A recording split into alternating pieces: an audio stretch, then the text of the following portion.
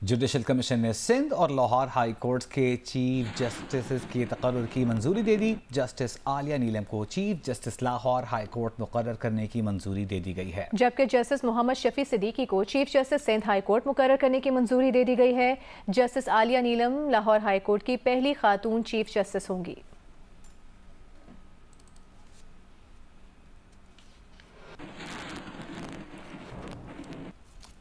अमीर जमात इस्लामी हाफिज नईमुर रहमान लाहौर में जलसे से खिताब कर रहे हैं।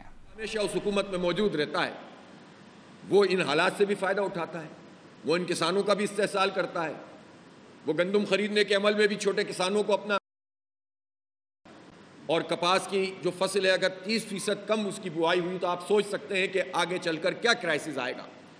तो एक ज़राअत का शोबा है जो पाकिस्तान में तरक्की कर रहा था, उसको भी तबाह कर रही है ये हुकूमत। सनतों को तो तबाह और बर्बाद कर ही दिया है। तो आप अंदाज़ा कर सकते हैं कि इस हुकूमत के खिलाफ अगर हम नहीं उठेंगे और अपने हक के लिए नहीं उठेंगे तो इसका मतलब यह है कि हम ना सिर्फ अपनी दीनी जिम्मेदारी पूरी नहीं करेंगे बल्कि अपनी कौमी और मिल्ली जिम्मेदारी भी पूरी नहीं करेंगे। इसलिए जमात इस्लामी ने फैसला किया है कि हम इस तहरीक को आगे बढ़ाएंगे और ना सिर्फ ये कि इस धरने पर बैठना है, हमें अभी बैठने का हमने तय। अमीर जमात इस्लामी हाफिज नईमुर रहमान लाहौर में तकरीब से खिताब कर रहे हैं। वज़ीर आज़म शहबाज शरीफ ने दुशंबे में ताजिकिस्तान के सदर इमाम अली रहमान से मुलाकात की है। मुलाकात में दोनों मुल्कों के दरमियान मुख्तलिफ शोबों में तावन पर बातचीत की गई। वज़ीर आज़म शहबाज शरीफ ने ताजिक सदर को पाकिस्तान में मुख्तलिफ शोबों में सरमायाकारी की दावत दी। वज़ीर आज़म शहबाज शरीफ ने पाकिस्तान और ताजिकिस्तान के अवाम के दरमियान समाजी राबतों को बढ़ाने की भी दावत दी। वज़ीर आज़म शहबाज शरीफ ने कहा कि पाकिस्तान में तवानाई और मादनियात समेत मुख्तलिफ शोबों में सरमायाकारी की इस्तेदाद मौजूद है। इस मौके पर ताजिक सदर ने पाकिस्तान और ताजिकिस्तान के देरीना बरादराना ताल्लुकात की अहमियत पर जोर दिया।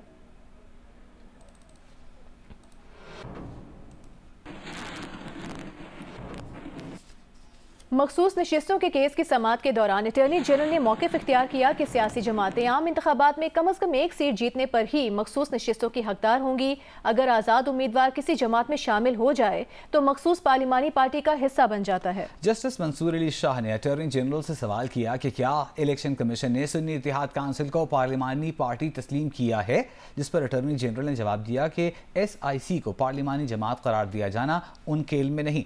जिसके बाद सुन्नी इत्तेहाद काउंसिल के वकील फैसल सिद्दीकी ने इलेक्शन कमीशन के नोटिफिकेशंस पेश करते हुए बताया कि इलेक्शन कमीशन ने 25 अप्रैल के नोटिफिकेशन में आज़ाद अरकान की सुन्नी इत्तेहाद काउंसिल में शमूलियत को तस्लीम किया है। इलेक्शन कमीशन ने 25 अप्रैल के नोटिफिकेशन में सुन्नी इत्तेहाद काउंसिल को पार्लिमानी पार्टी पोजीशन में भी शामिल किया है, जिस पर जस्टिस मुनीब अख्तर ने कहा कि इन दस्तावेजात से सोच का एक नया जाविया सामने आया है। इलेक्शन कमीशन अरकान को सुन्नी इत्तेहाद काउंसिल का तस्लीम कर रहा है। चीफ जस्टिस ने सवाल किया कि इलेक्शन कमीशन के इस नोटिफिकेशन की लीगल हैसियत क्या है। अटॉर्नी जनरल ने कहा कि आर्टिकल 63A के मुताबिक कोई हैसियत नहीं है।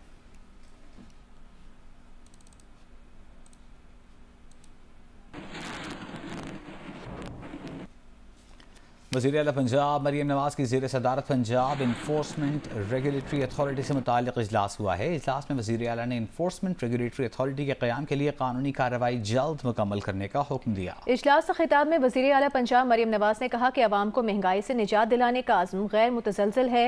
ज़ख़ीरा अंदोज़ों को अवाम के मफादात से खेलने की इजाज़त नहीं दी जा सकती। इजलास में पंजाब इन्फोर्समेंट रेगुलेटरी अथॉरिटी के मुजव्वज़ा स्ट्रक्चर पर तफ़सील दी गई। इन्फोर्समेंट अथॉरिटी के क़याम के लिए मुजव्वज़ा क़वानीन और रूल्स में तरमीम का जायजा भी लिया गया।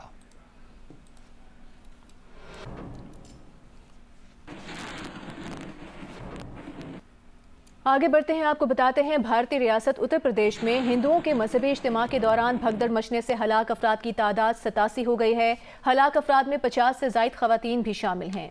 मुतादिद अफराद ज़ख्मी भी हुए हैं। हलाकतों में इजाफे का खदशा जाहिर किया जा रहा है।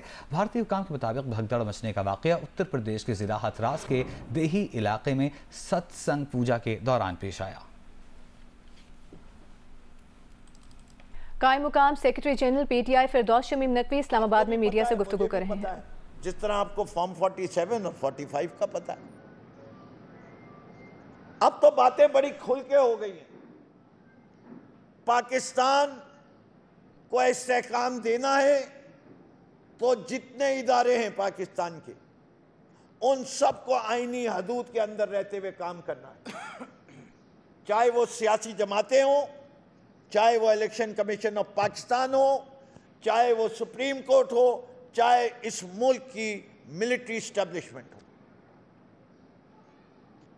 कॉन्स्टिट्यूशन जिन लोगों ने तोड़ा, तहरीक इंसाफ उनका पीछा करती रहेगी। आइन तोड़ने की कोई बख्शिश नहीं। बाकी हर चीज माफ करने को तैयार है।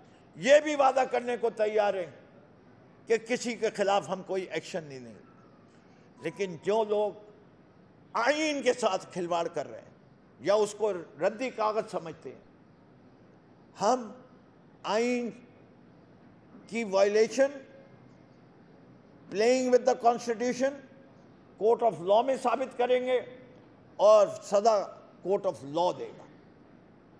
जलसा होगा, जलसा होगा। ये हमारी जमात के youth, women wing, labour wing, mother party, हमारे इत्तेहादियों की, उन सब का ये फैसला। कायम मुकाम सेक्रेटरी जनरल पीटीआई फिरदौस शमीम नकवी इस्लामाबाद में प्रेस कॉन्फ्रेंस कर रहे हैं।